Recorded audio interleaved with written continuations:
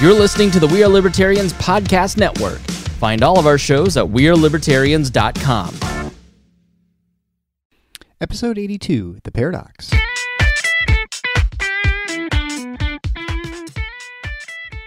Welcome to The Paradox with your attending, Dr. Eric Larson. He is a practicing anesthesiologist and clinical assistant professor at Michigan State University College of Human Medicine. Listen in as he takes you behind the scenes of what practicing medicine in today's ever-changing world is like with another doctor. The Paradox is a fun and accidentally informative show for physicians, patients, or anyone who has ever found themselves in a waiting room.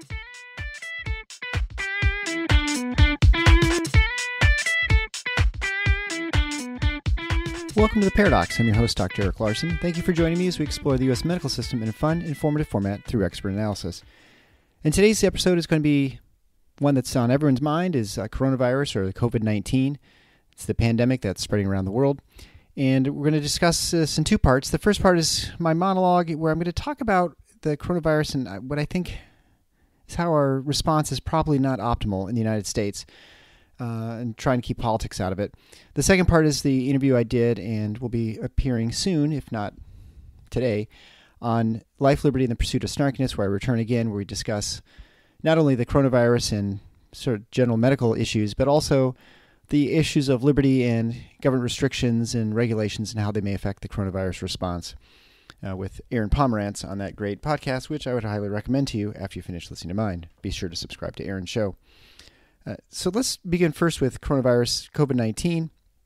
It's a novel virus. It's obviously all around the world at this point. Certain countries are having worse problems than others, namely Italy, Iran. It sounds like it's really bad, and then potentially other places in Europe. I'm recording this now on March 17th, 2020. The interview I did earlier was on Saturday, 2020, on March 13th. So in 4 days, of course, a lot has happened. There have been a national state of emergency declared by President Trump. There's, in the state of Michigan where I reside, we now have all our restaurants and bars closed or only takeout. You're still able to move around freely throughout the area, but you're not allowed to congregate into large groups.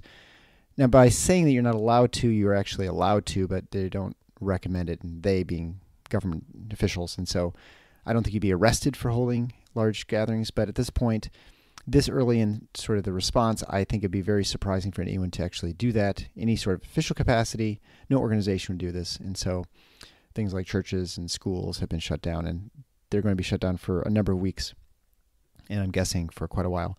When it comes to medical practices, you're seeing all elective surgeries have been canceled now or virtually canceled. You're seeing lots of offices close. I know from my personal experience, my wife's office, she's a pediatrician. They're down to just 6 visits and only the rare well visits for children who need immunizations.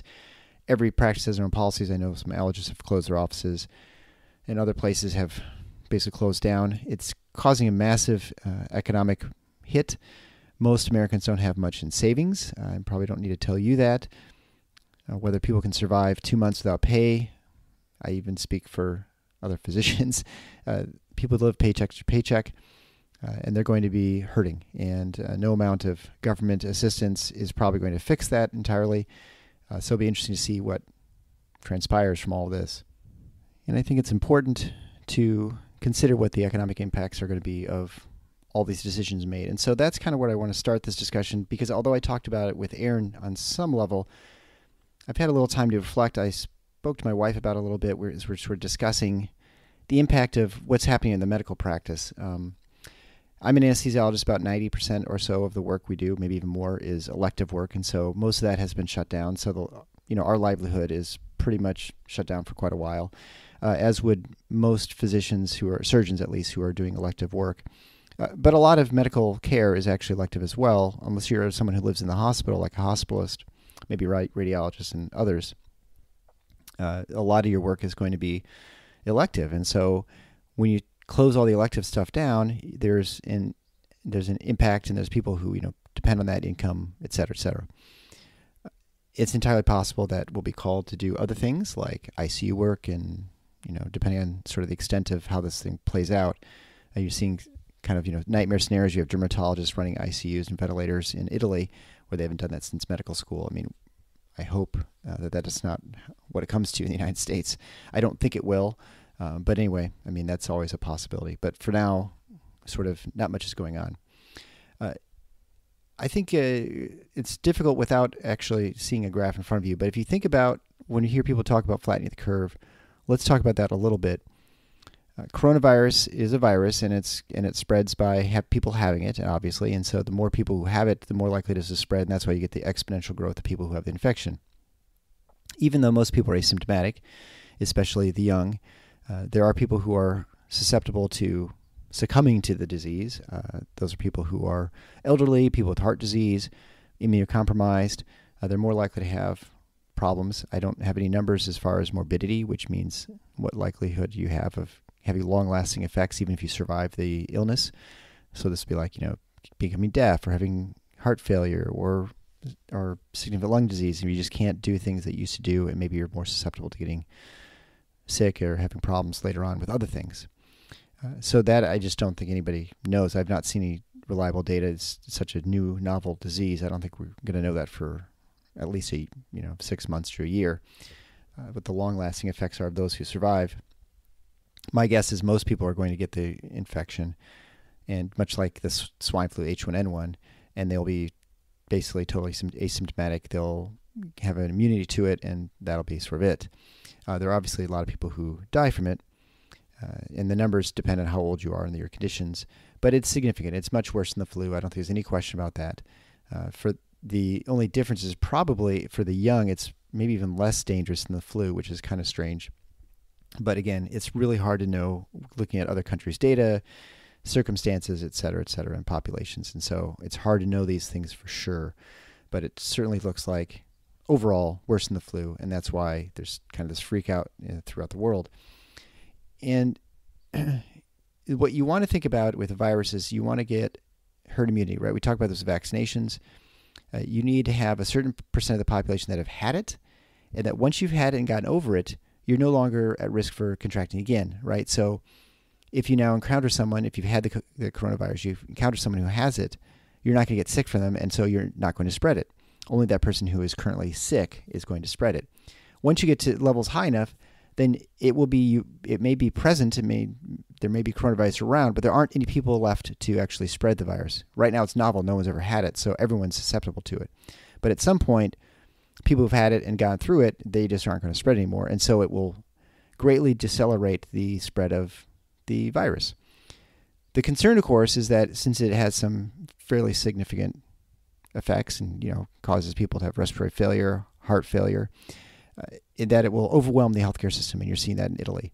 And so if you have everybody getting it all at once, because of course it's totally novel and it can spread easily, that you're going to flood the healthcare system, and it's going to collapse the system. You're going to have dermatologists running ventilators in ICU work where they haven't done since medical school, and really, probably most medical students didn't do that anyway. And so that's the main concern. And so that's where you hear people talk about flattening the curve, and you hear this talk about you want to have the spike not be very dramatic, where you have everybody get it at once, but you have everybody get it, but it's over a long course. So that kind of is one of the things I've been thinking about when it comes to the United States. Like, we have had now fairly draconian shutdown of everything: restaurants, bars, all kinds of organization gatherings, all those sort of medical things as far as elective procedures. And this is in light of very few people having it that we know of. I mean, I realize that there are probably 10 times the people who have it who, don't know they have it. But even that is still pretty small numbers in the United States. So what that means is that your herd immunity is actually relatively low. You almost need to find a sweet spot, right? You almost need to have more people infected to sort of push the healthcare system to the brink, but not over.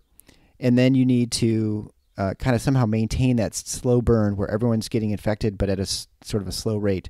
How you sort of coordinate that and shut everything down or limit sort of social interactions, having schools closed, et cetera, that's really the tricky thing, right? Because if you do it too much too soon, like you shut everything down, well, you're just kind of delaying when it's going to happen. Because if you get too few people who've had it, you're going to get to a point where at some point it's going to get out again, and you either have to resume normal activity or you're going to have to continue having these draconian responses.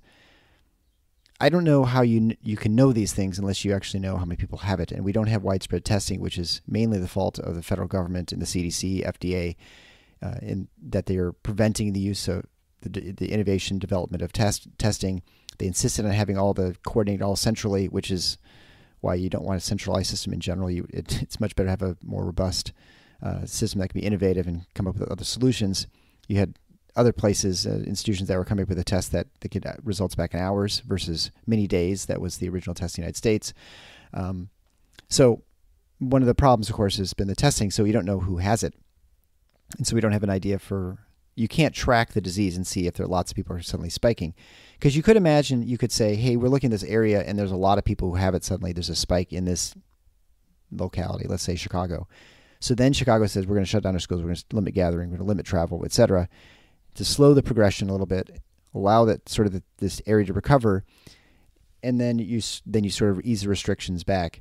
You almost have to have an amping and restricting, because ultimately with a virus like this, there are only a few options. You can prevent it from ever catching hold. So if you were to say, we're going to prevent all kinds of travel, have this draconian measures, or never allow anyone to get it, and then it will just go away, that is a possibility. The problem is it's all over the world. And at this point, it's almost impossible to get to a point where you're going to limit the disease to ever get to, or limit the virus to spread.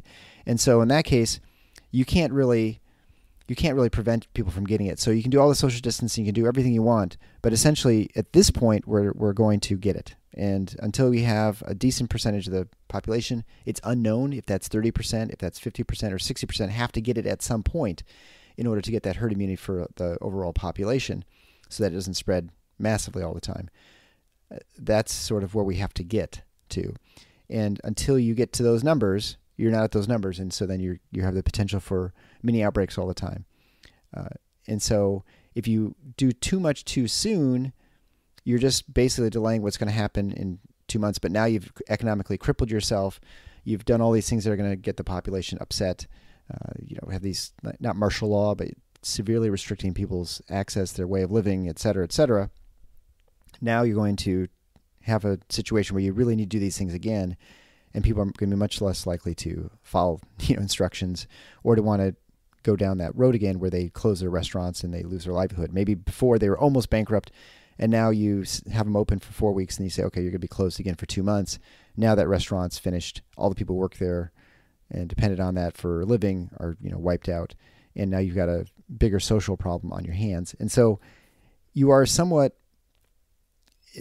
I understand why things happen, and it's because of political reasons. One governor shuts down the state, and so you feel compelled as a neighboring state to close your schools because what are you not responding appropriately to the crisis, but you also are at risk for doing it too soon, and then you're going to prevent something that's not really going to be much of a crisis for a little while, and then when you eventually at some point you have to release the hold on things, then maybe you're going to get your giant spike, and you will have not generated much immunity in your community beforehand, and so it will still be just as bad as if you had never done anything the first time, except now you'll be in a position where it's going to be a lot more difficult politically to suddenly shut things down again.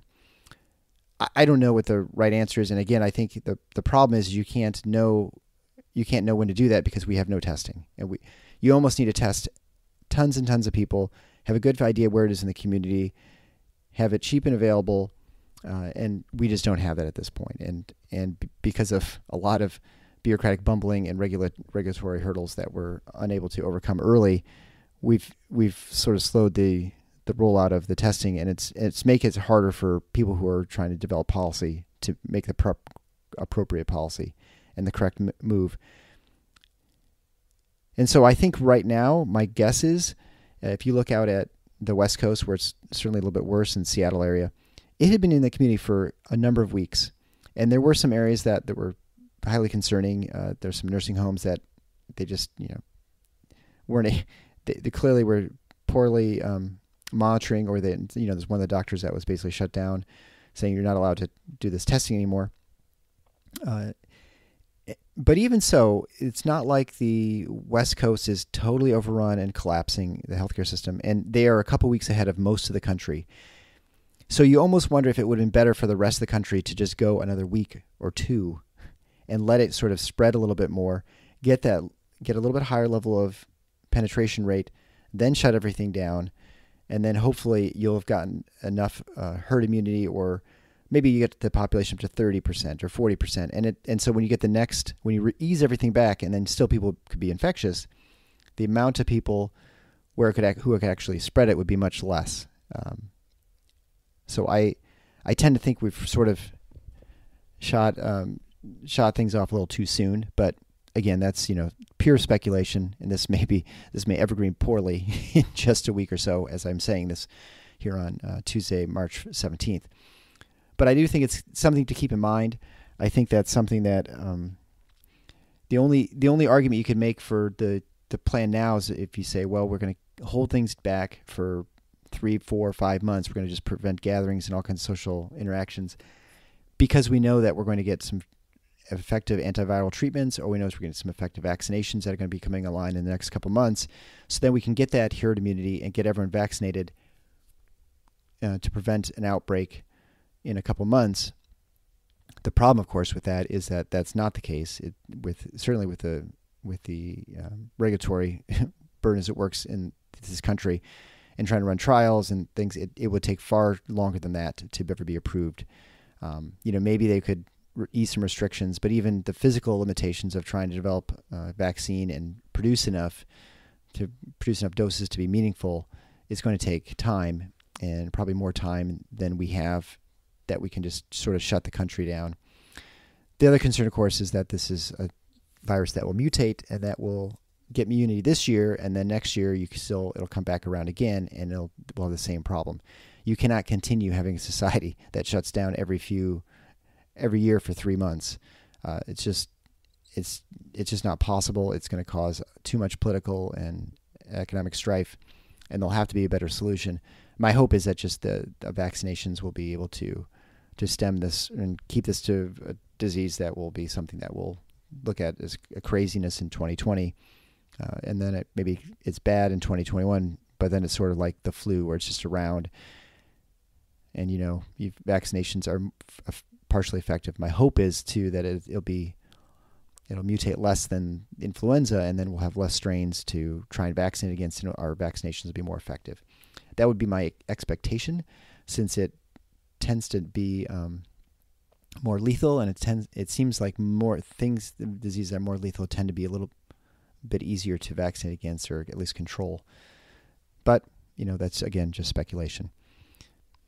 I'd now like to introduce you to Aaron Pomerantz of Life, Liberty, and the Pursuit of Snarkiness, a great podcast where we're going to discuss coronavirus, COVID-19, what it means, and what the implications are for our personal liberties as well. Enjoy. So in an example of how quickly things can go from 0 to 120 miles an hour societally, coronavirus has seemingly overnight almost gone from something we kind of make jokes about and we think is a problem with people across the ocean to something that is causing, I don't think it's unfair to call a mass panic. I don't think it's unfair to call it a mass panic because at least personally, we went to the grocery store yesterday and there is genuinely no toilet paper. Milk and bread is out. People are buying eggs. People are stockpiling ammunition. There's just... I look outside and I'm surprised I don't see Raccoon City from the Resident Evil series, frankly. So in that light, we're doing a special episode on the topic of how people relate to mass panics like disease. And as always, how the government doesn't tend to respond the best way, or at the very least, certain actors within the government don't respond the best way. And in that spirit, we've got Dr. Eric Larson on the podcast again. He's the practicing anesthesiologist and host of the Paradox podcast and clinical assistant professor at Michigan State University. So, Eric, thanks again for coming on. Thanks for having me on, Aaron. And hard to believe we're doing this again so soon. Yeah, no, it comes like a thief in the night. Or insert coronavirus-related joke here. So just fundamental, first-level question. What do you think people are overreacting to this or not? Yeah, I think that's the most important question, but it's probably also the hardest one to answer, because I think at this point we fundamentally don't know what we're dealing with. When it comes to the math question, we don't really know what the denominator is. And by that I mean we don't really know how many people have this and what the lethality is. We don't really know what the mortality rate is. Or, quite frankly, I've not seen any discussion about what the morbidity rate is. And it's important to keep track of the possibility of long-term effects from this virus. Because when we look at other things like adenovirus or rhinovirus, which are commonly known as the cold, we don't worry about lethality. We don't even really oftentimes worry about morbidity, but it's highly contagious and it's something that is ubiquitous. It's there all the time. It tends to get worse in times when we're more confined indoors, like during the winter. And really until we have a better feel for what we're dealing with as far as the actual numbers, it's hard to know what bad panic is or if it's good panic. And so I think, when you look at things now, it might be more of like a low-grade hysteria that I would say we're having right now. But whether that's warranted or not is hard for me to answer.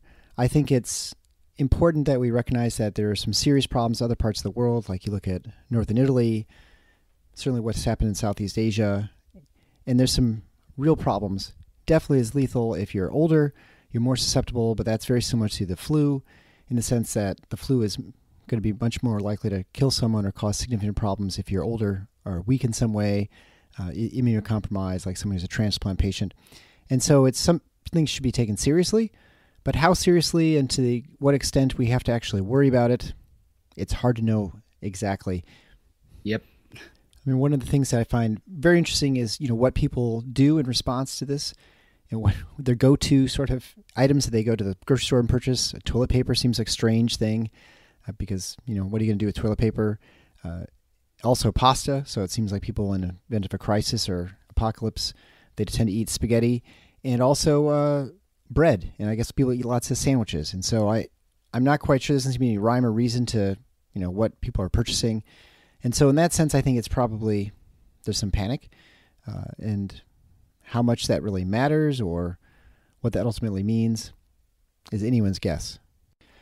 But on the other hand, I'd like to point out too that I don't think social distancing, avoiding large crowds, avoiding spaces with lots of people in good stores and theaters and those sorts of things is actually irrational and hysterical. I think that's a reasonable prevention of spread of disease to yourself and your family. Yeah, I did go to the movies yesterday, and I deliberately did pick a time that was going to be empty anyway, based on my experience with that theater. But I was genuinely shocked at just how few people were there for anything. I went to see The Hunt for an upcoming episode, and I was like, oh yeah, I'm going at like 2 p.m. on a Friday at a very dingy little movie theater. No one's going to be seeing this movie, especially not in rural Oklahoma, suburban on the edge of rural Oklahoma. But then no one was there even for the relatively big movies, though I guess a lot of those have now been canceled and I haven't been keeping up with which ones those are. But yeah, people definitely seem to be taking the self-isolation bit seriously, which I think is kind of cheering, frankly. Yeah, I think it's important for people to distance themselves. I mean, for Libertarians, I think this is great because, we tend to be introverts, and so it's easier for us to socially distance ourselves from other people. But I think it's important, too, that we recognize that when it comes to this whole response, it hasn't been just a central authority that's been sort of laying down the law, so to speak. We've had what is really, for the most part, private actors who are working. I mean, yes, we've had Trump declare national state of emergency. A number of cities have, obviously states. Government schools have been shut down. But most of these things occurred actually after private actors took over. And so you saw like the NCAA or cancel the NCAA tournament, which is where my family and I were in Indianapolis to watch Big Ten tournament. Sort of all this stuff sort of happened when we were there. But you saw the NBA, other sports leagues, all shut down their operations. You've seen private venues like concerts and, other gatherings like symphonies and all those sorts of things closed down as well, churches. And so what's, I think, heartening is that it's been mostly private actors who are doing these things. Now, are they overly cautious? Possibly. But again, the hard thing for us to know is really what the math is, again, what the denominator is, what the real risk is for people. Is it 3%? Is it 0.1%? It's hard for us to know at this point because to try and compare across health systems, medications and treatments, we don't really know what we're dealing with. And so until we know those things, it's going to be really difficult for us to know what the proper response is. And I worry that, we will probably never know until maybe when it's all done. And then you say, well, either we overreacted or we didn't pay enough attention. And I think, you're sort of left with that unknown to try and figure out what the actual risk is. And that's something that in general people are not very good at. And so in that sense, it's really hard for people, I think, to determine what is the appropriate response to prepare for this. I mean, most people are not preppers, and so they're not storing months' supply of food in their basement. And they are going out and about their business thinking, well, I'm still going to have access to the outside world. I can still get things. But there are probably things I need to prepare for. My kids are home from school now, and that's the case in ours. And I think most states at this point, most states have shut down. And so, what do you do, and how do you sort of move forward through something that no one has ever dealt with before? This is very even different than I would say 9/11, which was a one-time event, but it also didn't encompass there wasn't a local impact. It was just something that was national. So, people respond different ways. Yeah, it's been interesting to me to see some of that because, we didn't do much prepping. I'm not really much of a prepper, though I guess that depends on who you ask. I do have like medical gear and stuff like that people sometimes look at me strangely for having. But like, why do you need chest seals? And I'm like, I hope I never need chest seals, but I have them. But, we went to get our stuff yesterday, a couple of days ago. We fortunately had already stocked up on toilet paper. And yeah, you're right. There's the sensible level of things to buy and like non-perishable food supplies in case you do have to isolate yourself, which is what my wife and I are planning for. It's like if we get sick, we are not leaving the house for 2 weeks. If one of us gets sick, we are not leaving the house for at least 2 weeks. That's just good safety. So we'll need food for 2 weeks. We should have that. We should have that ability and not have to like order a pizza and like slip out money via, with gloves on or something. But like the toilet paper thing doesn't make much sense to me. There seems to be, I think you used the phrase low-level mass hysteria, and I like that idea because on the one hand, people are taking sensible precautions, but then when they're going after toilet paper or as much milk as they can buy, we saw people with like, looked like almost every gallon of milk in the store. I'm like, you do realize milk is perishable. It's one of the fundamental truths of milk. But there definitely seems to be some group polarization. And we normally think of group polarization in terms of like group decision-making, bad decision-making. One person has an idea, then another person agrees with the idea. It ends up being very extreme and risky shift, it's also called. The original decision was maybe a 4 on the risk scale. The end result is a 9 or a 10. And it's definitely underlying mass panic because people are going, oh, there's no more toilet paper. And I saw the memes, but then I saw the photos online, but then that wasn't really true from my experience going to Walmart in Norman, Oklahoma. And then we go, and now it's true here because everyone's feeding into everyone. And everyone's going, oh my gosh, everyone's buying toilet paper. I should buy it too. And like you said, I have no idea what you're going to use toilet paper for should you contract COVID-19, like, unless your idea of fun during isolation is pretending you're a mummy, like. Yeah, I don't know. I wonder sometimes if maybe people are planning, is it bridal showers or baby showers where you sort of make dresses or something out of toilet paper? I've never been invited to those things, so I'm not sure. But I haven't quite understood the whole concept of the toilet paper. But I think the nice thing is things will figure themselves out here pretty soon, I think, and then those things will be available again. So if you didn't get your hands on some toilet paper, I wouldn't worry too much because I'm sure there's only so much toilet paper someone could use, and then it'll be available. It's not the perishable goods because the perishable ones, I can understand more that you would want to stock up on some of those, but definitely the things that are non-perishable are things you think people would be much more inclined to grab ahead of time.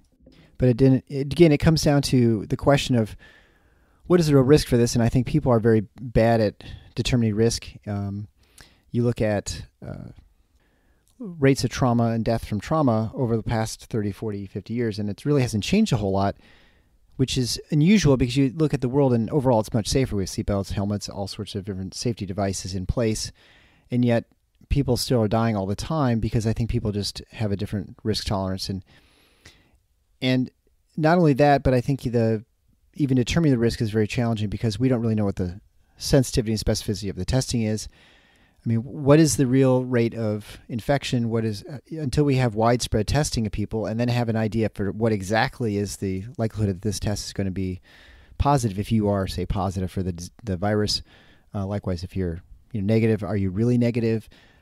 These things we really don't know, and I think there are lots of different tests, and it's hard for us to get a handle on what the right answer is for all this stuff. And unfortunately, it's sort of a discussion in some ways of things we just don't know. And until we know more, which my guess is you're not going to know more until this is sort of mostly over, you're just it's a shot in the dark. And so on some level, the low-level hysteria that people are exhibiting is not irrational in the sense that I think, until we really know the numbers, you don't really know how you should appropriately respond to things.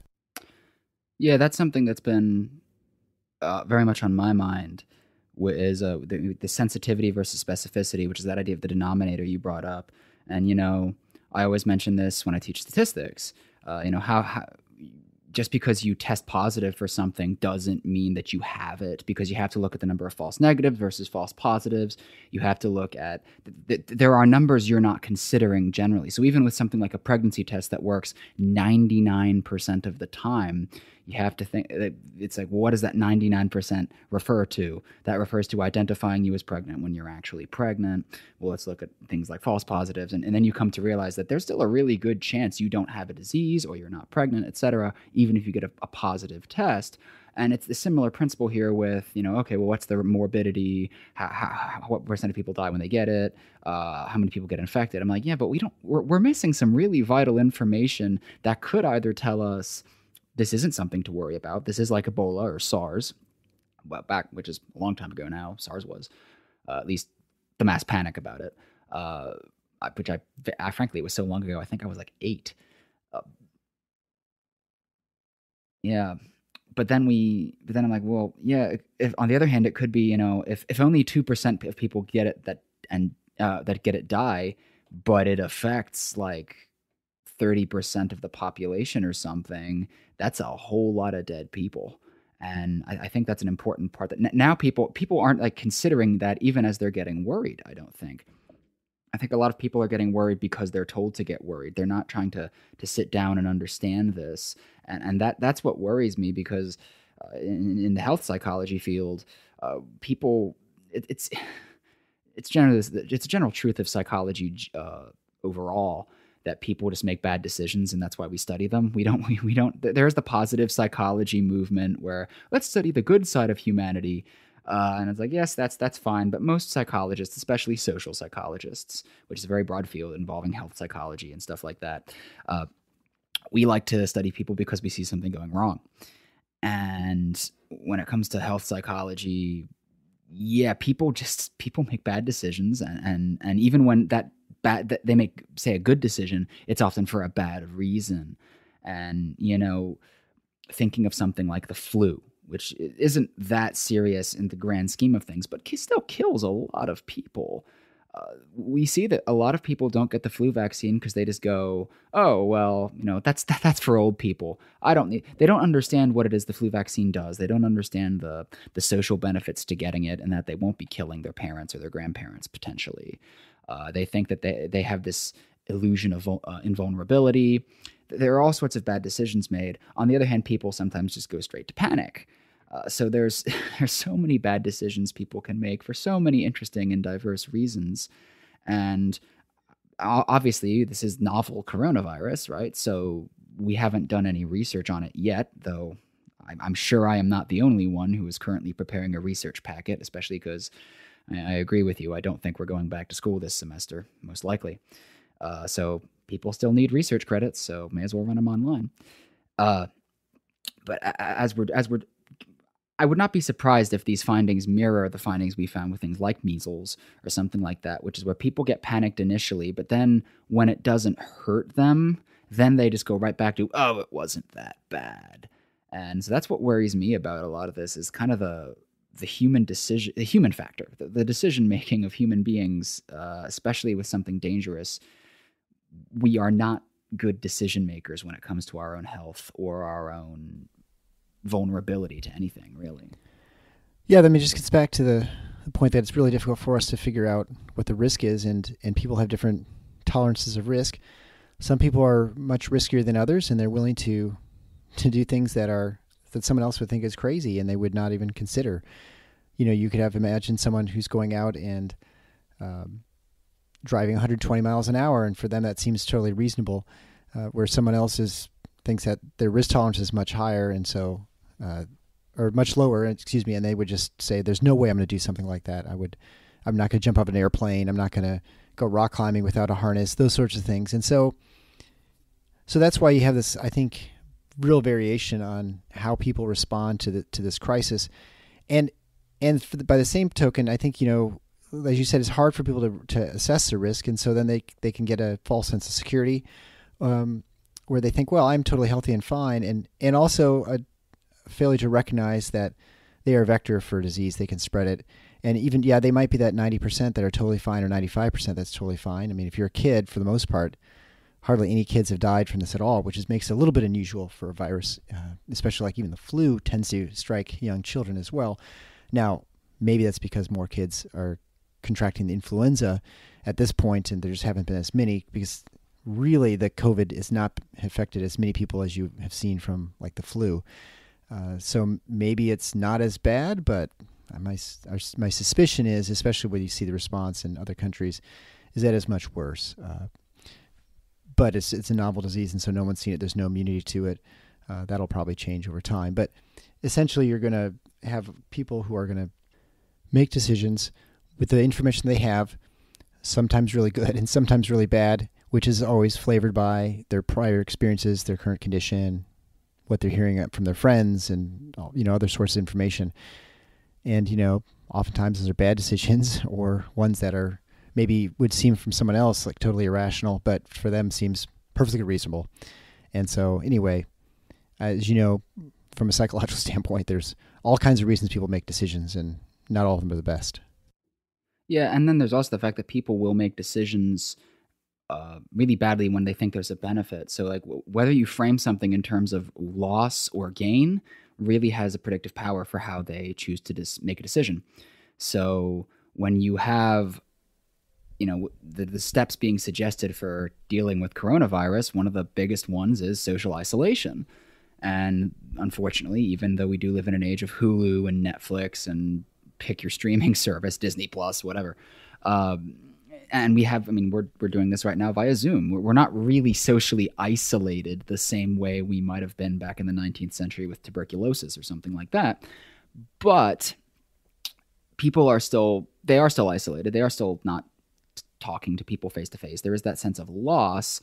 And so if they see a 50-50 shot there's a 50% chance I won't get the virus, this won't hurt anyone, but there's this, you can give people like the slightest chance. I mean, this explains why people play roulette, right? Like as long as I could go out and I could see people again, or I want to go to see this concert. And that's the thing that it's changed for right now, but even as little as 3 or 4 days ago, people were still talking like this, and I worry it's going to happen again. I think people are overreacting, and I'm not. There's a big chance I'll get it, but there's also a chance I won't. And the gain I'm going to get by going outside and breaking CDC recommendations, I worry what implications that has for decision making regarding health here, because we've already seen it have really terrible ones for other issues like measles, flu, coronary heart. That's a tautology. Coronary disease, etc. So yeah, I'm not. Again, it's the human factor here that worries me almost more than the viral one. Yeah, I think there's some truth to that, and I think the important thing to remember with this disease, we'll call it, and this pandemic, which it clearly is that we are looking to flatten the curve. And you've heard this term a lot. And what does that really mean? It essentially means that even if this is a disease that's not terribly lethal, but if everyone's contracting it all at the same time, and people tend to all experience severe respiratory distress all at the same time, you're going to have an overloaded healthcare system. And where that really comes into play is at a time right now where you see we're just still getting over the flu. And although most people aren't thinking about this, the flu season puts lots of people in the hospital. And by that reason, if we're now adding a new stress of a novel disease that's bringing as many or more people into the hospital, we have a system that's not able to handle it. And I don't know if that's exactly the case that's going on in Italy and other places in the world, if they're also dealing with the flu and then trying to deal with coronavirus on top of that. So it's important for us as a society or whatever to try and think of ways to minimize all people hitting at the same time in the healthcare system, because there's just not enough, bed space or ventilators and support. If you slow it down and have the same amount of people come in, but instead of having it all over 3 weeks, you have it over 3 months, now you've made it so we can probably get through this okay. And yeah, there's going to be all the same morbidity and mortality, I suppose, but maybe less, in the sense that you're going to be able to treat people better. You're not going to have to triage people and say, you're too sick and we just only have so many ventilators. Your chance of surviving is a lot less. I mean, it's very much like a war, in where you have to triage people and say, you've lost a foot, so we can save your life, and just, put a trinket on and you're going to pull through, versus someone's got massive internal injuries and you're like, well, we just don't have the resources, the time, or the hospital space to take care of you. You're just such a low likelihood of surviving that we're just going to let you go. These are not decisions that any healthcare person wants to take care of, a physician or nurse or whoever's in the triage at that time. I mean, that's like a nightmare scenario where you are basically like in a war zone, and it shouldn't be that way. But you're hearing those stories from Italy. I'm not sure if I've heard those stories elsewhere, but I think that's the real risk. That's the real fear, that it gets to that point, and that becomes real. That's a real problem. And if that ever happens, then I'm not sure exactly how people respond to that and if they'll be okay with it. I know that someone who's used to taking care of people and having kind of unlimited resources, you feel that way as a physician, that there aren't a whole lot of people that you can't save outside the ones who just can't be saved. Someone who's so far gone that really even extraordinary Herculean efforts, which we usually do for about everybody, would not work for someone. But now you're actually making decisions, rationing sort of decision at that time, saying, well, we've got 25 people who are coming in who are sick, and so we can only help the top 15. It's really hard to say, those 10, you're just out of luck. And that's not something that I think most of society will be okay with. I mean, they'll be okay in the sense that that's going to be the way it's going to be. But I don't know that Americans are ready to make those decisions. And so for those reasons, it's important to try and do anything we can to prevent this from spreading too fast. Because I think the one worry people have, of course, or the naysayers will say, well, this really isn't as bad as any worse than the flu, blah, blah, blah. I think that's pretty much been shown not to be the case. I mean, how bad it will get may depend on how much we mitigate the problems and flatten out the curve and those sorts of things. But I think it's not unreasonable, a lot of the social distancing. I don't think, we need National Guard out in the streets. But anyway, I think it's not an unreasonable response to start closing down large gatherings and things like that, because frankly, this is something that doesn't happen very often. And so it's probably the only way to seriously control this. Yeah.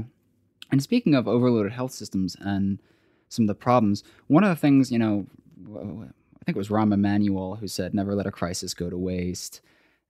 And that's something that, Rand Paul has talked about it already. There's a great piece at Medium from Hannah Cox that talks about, crises are often used by the government to expand power. And we're already seeing some of that, but we're also seeing, I think, overreactions to that. So this is kind of one of those things, like what we talked a little bit about individual action, and I'm sure we'll come back to that. But I want to at least briefly talk about the government action and the actions the government's taking, because even though, on our last episode, Austin and I did go into why we don't like President Trump, we got a question about that from a fan, and we were obviously animated in our response. But there is such a thing as Trump derangement syndrome, and just calling him out for everything he possibly does. But on the other hand, you do want to hold government accountable. So, he declared a state of emergency yesterday, a national state of emergency. I know that in Oklahoma, at least in Norman, our mayor also declared a state of emergency. And people are already going, the government doesn't have a right to do this.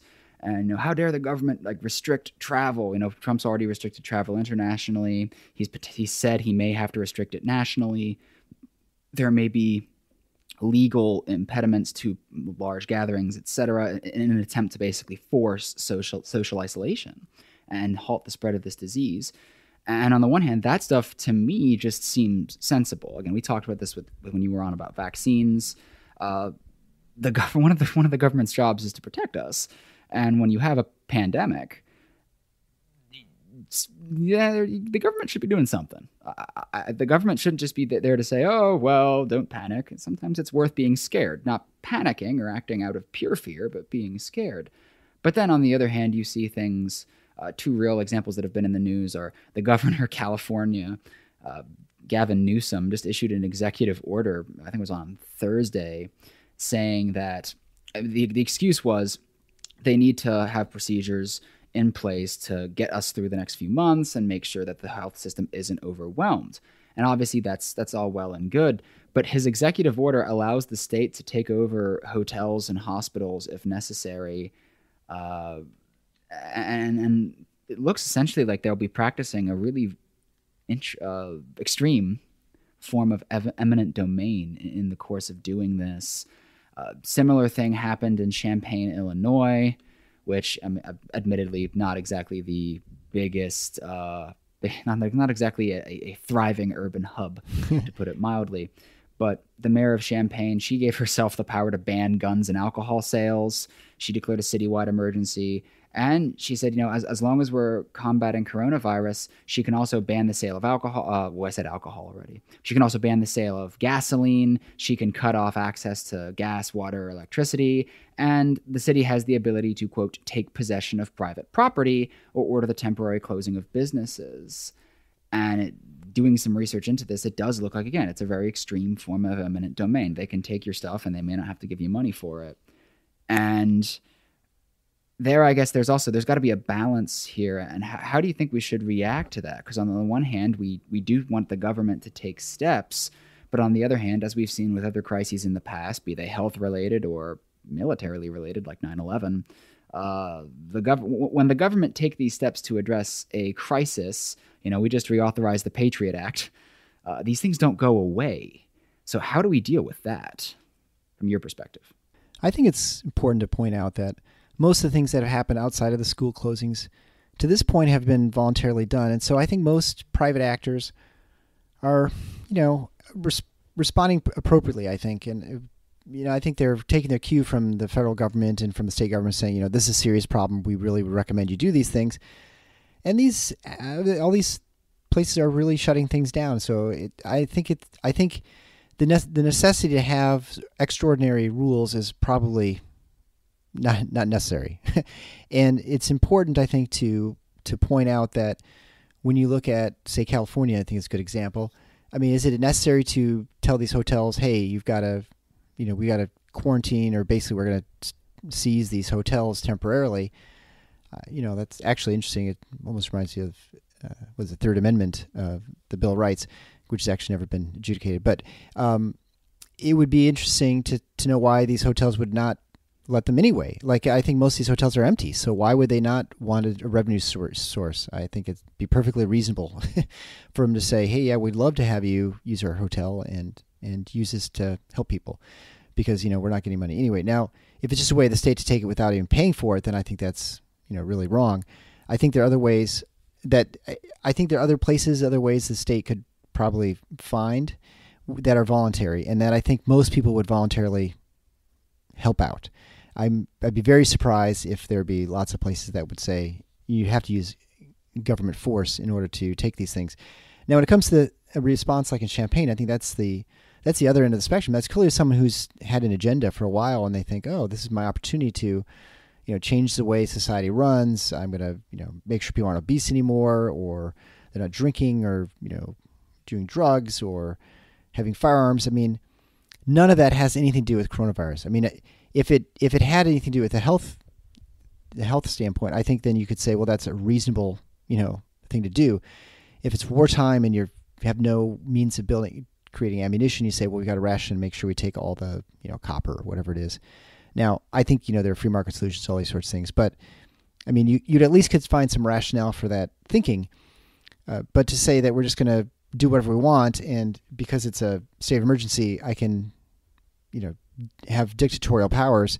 It doesn't make any sense, because if you get to a point where you say, well, now we need to make sure we, cut down on X, Y, or Z, then you may have a rationale for it. And then you pass it, and you can do this through democratic means. I don't know why, if you don't have people rioting the streets and things like that, it's not like martial law. You should have to have these sorts of powers. And I think it's an excuse. I think it's dangerous. I think that's something we should push back against as much as we can.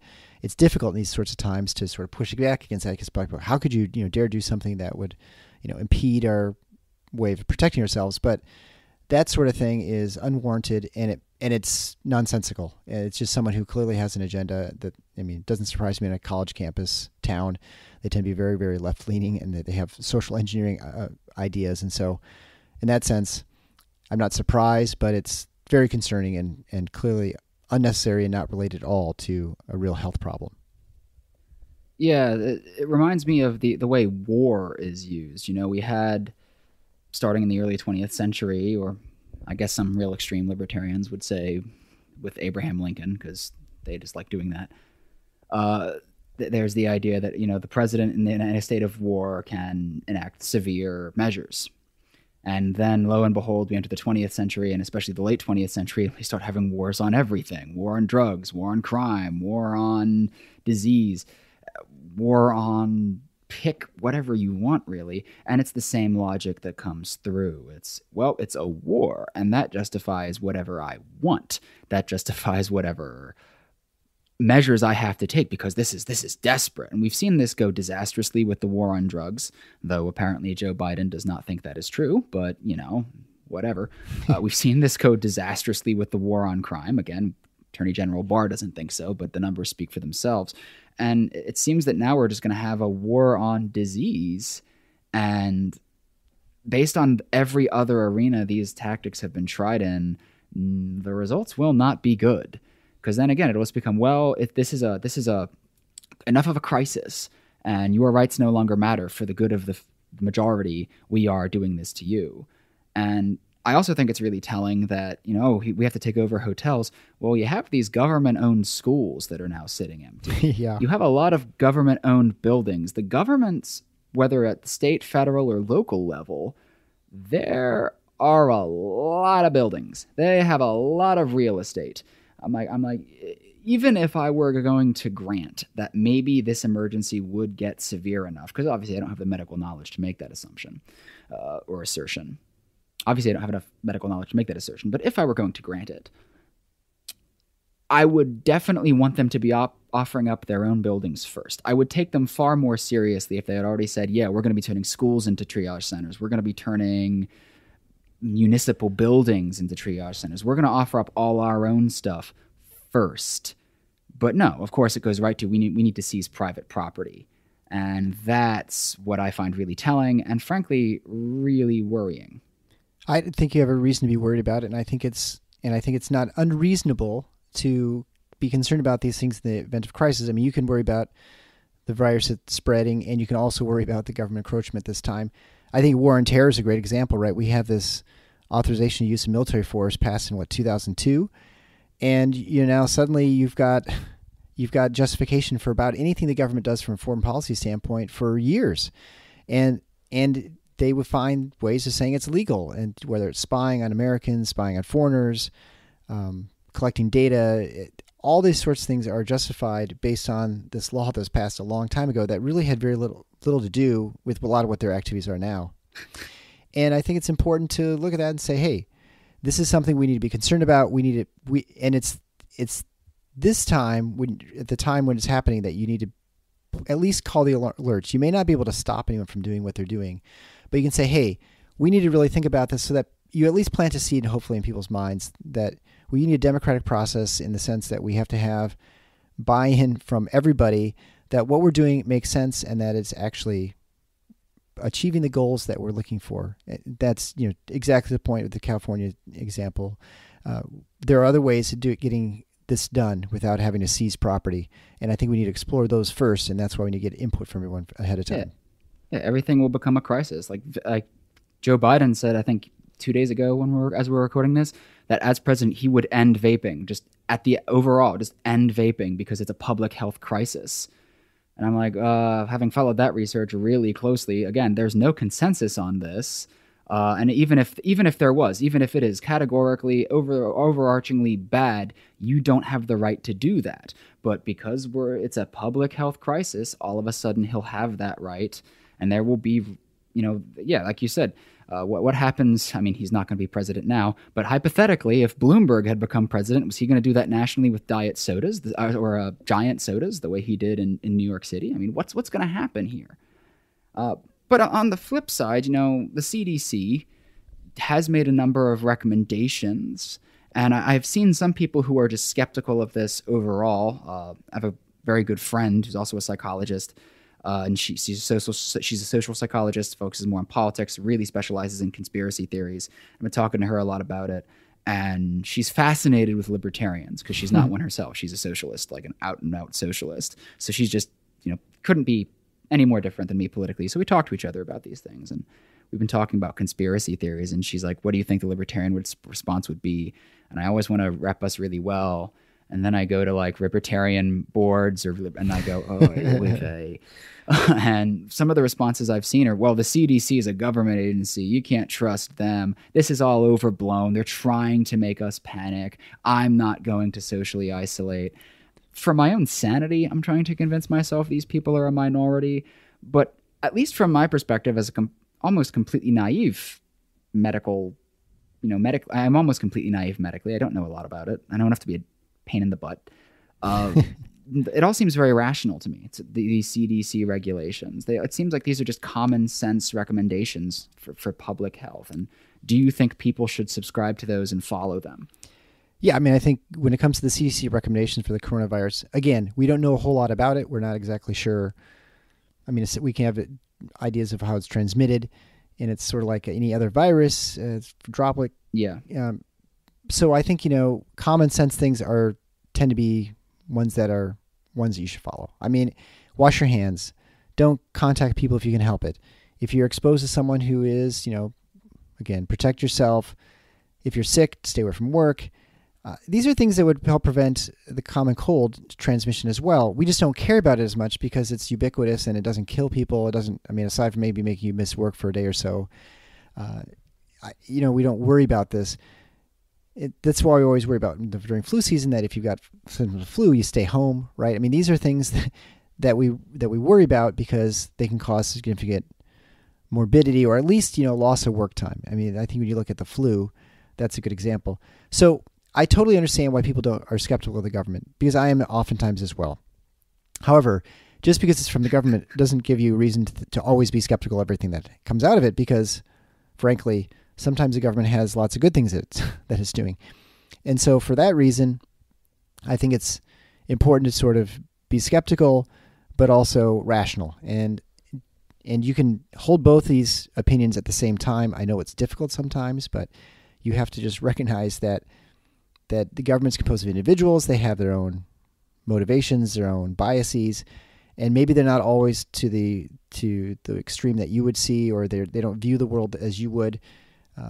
But they're not always, I would say in general, our government at least, is not out to get us. And although it may be incompetent and buffoonery, sometimes it takes over when you look through our leaders, perhaps. I don't think you always necessarily have to think that everything that comes out of the government is a lie.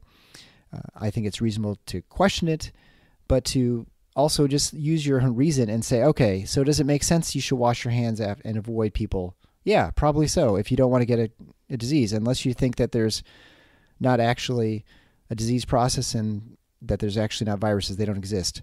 I mean, I don't know anyone who would say that it's not a good idea to wash your hands. I think you have to be kind of crazy or someone who's just a contrarian for no good reason to say that I'm not going to do any of these things, which are absolutely common sense. And so most of what the CDC has put out are, I think, common sense. There are some other issues that have the CDC in their response to this with the testing and things like that. But as far as those things, yeah, makes sense.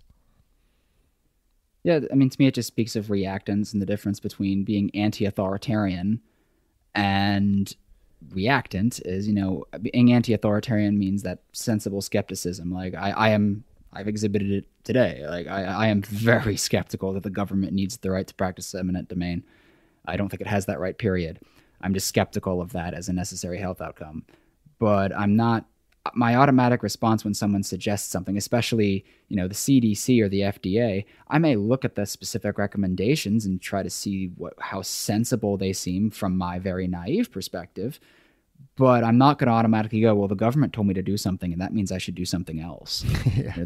One of those is sensible and intellectually engaging yourself, and the other one to me just seems like it's just as dumb as buying everything the government says. If we think that's dumb, well, just blindly rejecting it, especially when the entire purpose of the CDC is actually a valid use of government, assuming you believe there is such a thing, which I do, then maybe you should at least think about that, because it's not like, in what way is this gaining control of you to say, hey, maybe wash your hands and don't hang out with people for a couple of weeks and try to avoid large gatherings, because that's just basic germ theory.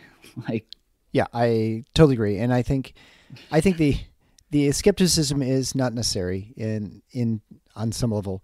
And so I think it's important to look at the guidelines and then just to practice some basic things, right? Like, if you're an old person, or if someone who is elderly, like your parents or grandparents, help them sort of quarantine themselves, help them avoid large crowds. I would say, make sure you get all their supplies to them. Say, hey, I can go get to the grocery store. I can go get your, whatever it might be, your dry cleaning. Although I don't know who's elderly people are using dry cleaning, but, and then, some people are absolutely going to have to be exposed to this virus, and you want to try and make sure that they're protected as much as possible. And I mentioned that because I'm one of those people, because I'm going to be more likely to be infected than most people, because I'm going to be around it all the time. And anyone who's in the healthcare business, whether that's a physician or nurse. And so you look at the SARS virus when it hit in Canada, and those are the people who were most affected by SARS. They were about half of them, I think, were healthcare workers. And so I think it's important to keep track of those people and to protect them. And then, when you're coming to doctor's appointments, just postpone them unless it's urgent. I would just say, hey, I'm just going to wait and come back in 4 weeks or 6 weeks or 8 weeks or whatever. It's tough if they have been waiting a long time, but I think you just postpone those visits. From emergency standpoint, don't go to the emergency room for anything unless you absolutely have an emergency. A lot of the ER visits are like ear infections or runny nose or, mild abdominal pain. If you have an emergency like significant abdominal pain, you have respiratory distress, then absolutely go to the emergency room. But going and just sort of willy-nilly going to the doctor because you're like, I want to make sure I'm okay because I'm worried about this whole COVID thing, you're heading into sort of like the worst place you could be, right? If you want to get a test for COVID-19, probably sitting in a waiting room if you're totally healthy is not a good idea, because there could very well likely be people who are actually sick there, who have COVID-19, and you're just now putting yourself in exposure. It doesn't make any sense. And so don't do those things. Those are kind of common sense to it's one thing to avoid crowds, but it's another thing to avoid crowds in places where people are really sick. It's like the worst place to be if you're healthy is in the hospital, right? Because that's with a bunch of sick people. So avoid that. And just, help people when you can, wherever it might be. I think that's always important, not only just elderly, but whoever. If you're out, maybe you can get something for your neighbor. And then that's one less visit that everyone has to take. And so I think that's helpful. And finally, I'd say, if you're looking for an excuse to stop smoking, this is a great opportunity, because although there's nothing I've seen specifically about COVID-19 and smoking, without a doubt, if you have underlying smoking problem, then you're more likely to have respiratory issues when it comes to if any sort of respiratory problems like the flu or bronchitis or asthma. By smoking, you just make the problem worse. And so I would imagine it'd be a great time to stop smoking and save yourself some money. Well, that seems like a great way to end the episode, actually, because that was going to be my last question, was what steps do you think, like as a medical professional and someone who, in some ways, I guess, can't really ever be off you're at least in a profession that can't take a break same way the rest of us can. What do you think people should do? And I think you covered that really nicely. Like Hitchhiker's Guide to the Galaxy, don't panic. Yeah, grab your towel. And don't forget your towel. Who knows what it's good for, but it's probably good for something. Yeah. So, all right, Eric. Well, thank you so much for coming on. I always appreciate it. guys, do make sure to check out the Paradox podcast if you haven't already. It's a great resource, whether you're in the medical field or if you're just a patient who's interested in knowing more about these things. It'll be eye-opening, if sometimes a little scary, I guess would be my view of it. It's fascinating to see what goes on in the medical world, and I think one of the most important things you can do in a situation like this with COVID-19 is be informed. So it's a great resource for you to be more generally informed about your medical stuff. Eric, once again, thank you so much for coming on. I really appreciate it. And it's good to hear that, we don't need to panic. Definitely not. But I think it's important to just be aware, vigilant. Concern. Yeah. Dial it up to about 3. Don't dial it up to 11. Like the old terror warnings, I think it's maybe yellow or orange at this point, but not definitely red. I would also encourage people to listen to the show at theparadox.com. That's TheParadocs. It's not all scary stuff. We definitely talk about healthcare solutions and ways of people using market solutions to solve problems in today's world, highly regulated as it is. And so I think whether you're a physician or someone who just goes to the doctor from time to time, it's a great way to sort of find out that there's actually people doing the right thing and finding solutions to our problems. There you go. All right, guys, we will be back later this week with another episode. Stay healthy, stay safe, and we'll talk to you soon. Take care, guys.